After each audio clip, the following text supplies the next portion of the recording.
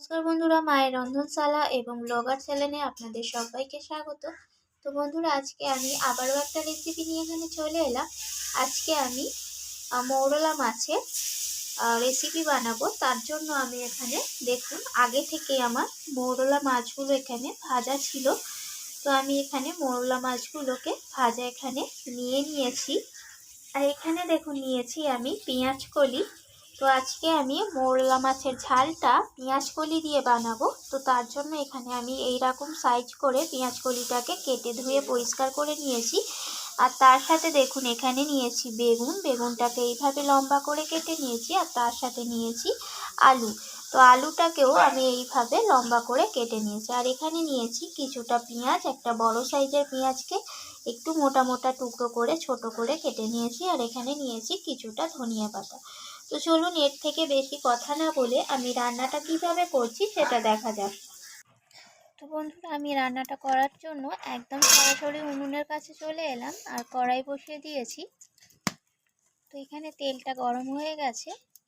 তো এরপর আমি এখানে কেটে রাখা পেঁয়াজগুলোকে দিয়ে দিচ্ছি। আর আমি এখানে কিন্তু সর্ষের তেল ইউজ করেছি তরকারিটা করার জন্য। তো পেঁয়াজটাকে আমি লালচে করে একটু ভেজে নেব। তো এখানে পেঁয়াজটা ভাজা হয়ে গেছে। এরপর আমি এখানে কেটে রাখা আলুগুলোকে দিয়ে দিলাম। তো পেঁয়াজের সাথে আমি আলুটাকে ভেজে নিই। তো এখানে আলুটা ভাজা হয়ে গেছে। এরপর আমি এখানে পেঁয়াজ কলিটা দিয়ে দিলাম।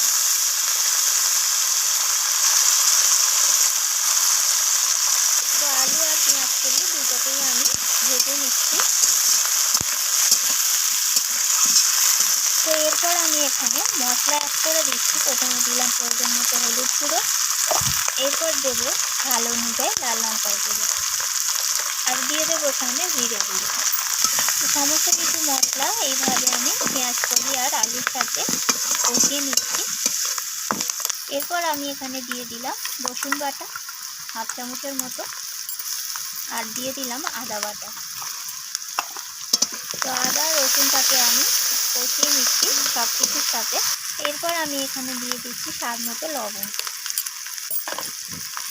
লবণটাকে দিয়ে আবারও নাড়াচাড়া করে নিলাম আর দিয়ে দিলাম এখানে বেগুনগুলো। তো সমস্ত কিছু সবজি আমি এইভাবে আবারও কষিয়ে নিচ্ছি। আর এখানে দিয়ে দিলাম ভেজে রাখা মৌরলা মাছ। তো মাছটাকে দিয়ে আমি সব কিছুর সাথে এইভাবে নাড়াচাড়া করে কষিয়ে নিচ্ছি।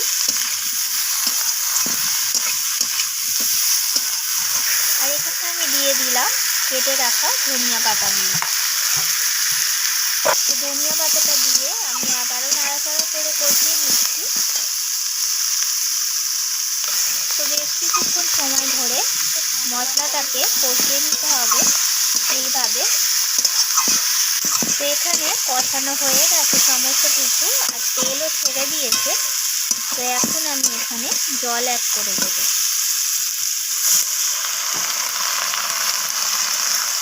তো এখানে সমস্ত কিছু সবজি সিদ্ধ হওয়ার জন্য যতটা জলের প্রয়োজন ততটাই এখানে জল অ্যাড করে দিতে হবে।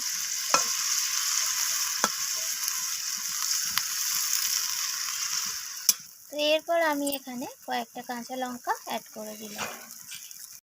এখানে সমস্ত কিছু সিদ্ধ হয়ে গেছে আর এখানে জলটাও অনেকটা টেনে এসছে।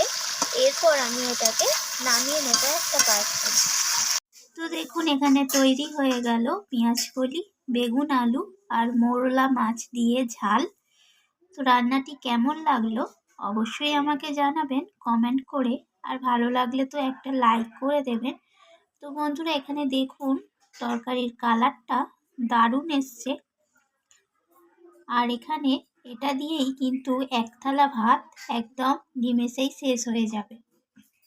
তো বন্ধুরা, রান্নাটি অবশ্যই যদি ভালো লেগে থাকে তা লাইক করে দেবেন। আর এইভাবে আপনারাও বাড়িতে বানিয়ে খেয়ে দেখবেন কেমন লাগে গরম ভাতের সাথে।